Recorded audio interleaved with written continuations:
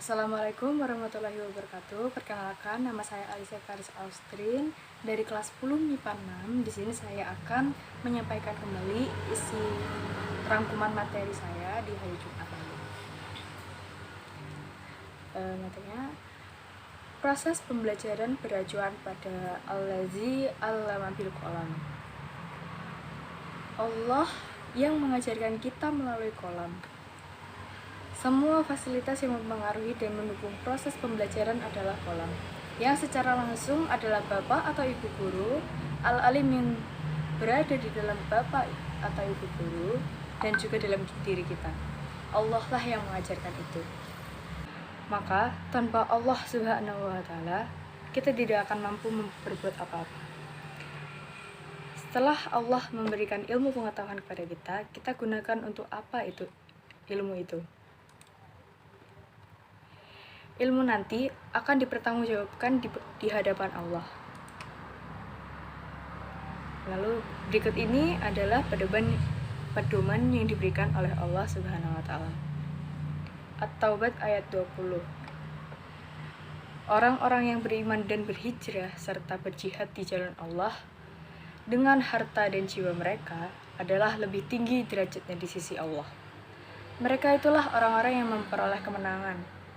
Mengenai hijrah fisik Nabi Muhammad SAW atas perintah Allah hanya sekali, tetapi itu merupakan dasar dari perubahan-perubahan yang lain. Orang tua kita menyekolahkan kita dengan semangat dan biaya agar anak-anaknya menjadi lebih baik. Kita harus memahami apa yang dikehendaki oleh orang tua kita, karena semua itu untuk kebaikan kita, agar kita menjadi manusia-manusia yang cerdas, terampil, berbudi pekerti luhur, dan berakhlak mulia.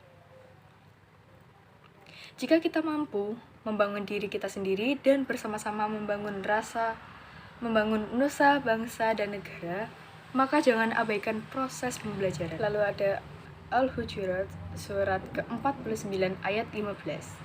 Sesungguhnya, orang-orang mukmin yang sebenarnya adalah mereka yang beriman kepada Allah dan Rasul-Nya, kemudian mereka tidak ragu-ragu dan mereka berjihad dengan harta dan jiwanya di jalan Allah.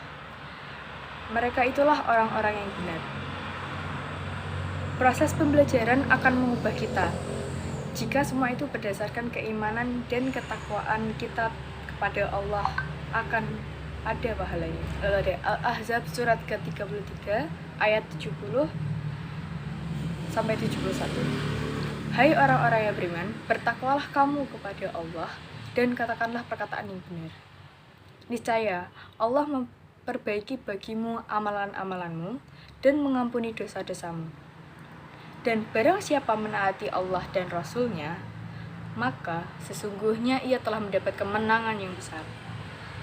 Jika kita belajar karena ketakwaan kepada Allah, maka Allah akan memperbaiki amal-amal kita.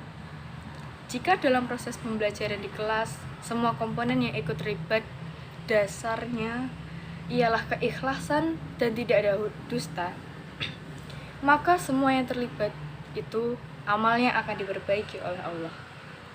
Jika kita mau amal-amal kita diperbaiki oleh Allah, maka kita harus bertakwa kepadanya. Pernahkah Anda tetap tidak paham meski sudah diajari berkali-kali? Maka ini kita perlu kita evaluasi ketakwaan, keimanan, dan keikhlasan kita kepada Allah Subhanahu wa Ta'ala.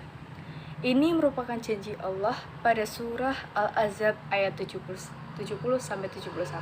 Lalu ada surat Al-Anfal ayat 29. Wahai orang-orang yang beriman, jika kamu bertakwa kepada Allah, niscaya Dia akan memberikan furqan atau kemampuan membedakan antara yang hak dan yang batil kepadamu, dan menghapus segala kesalahanmu dan mengampuni dosa-dosamu. Lalu ada surat Al-Anfal ayat 74. Dan orang-orang yang beriman dan berhijrah serta berjihad pada jalan Allah, dan orang-orang yang memberi tempat kediaman dan memberi pertolongan kepada orang-orang muhajirin, Mereka itulah orang-orang yang benar-benar beriman. Mereka memperoleh ampunan dan rezeki atau nikmat yang mulia.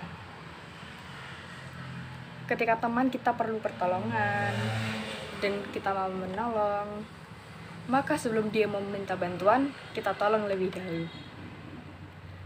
Akhlak Rasul ialah menyelesaikan segala kesulitan umat yang dihadapi. Lalu ada surat Al-Isra ayat surah ke-17 ayat 19. Dan barang siapa menghendaki kehidupan akhirat dan berusaha ke arah itu dengan sungguh-sungguh, sedangkan dia beriman, maka mereka itulah orang yang usahanya dibalas dengan baik. Sekian dari saya. Jika ada salah kata mohon dimaafkan. Wassalamualaikum warahmatullahi wabarakatuh.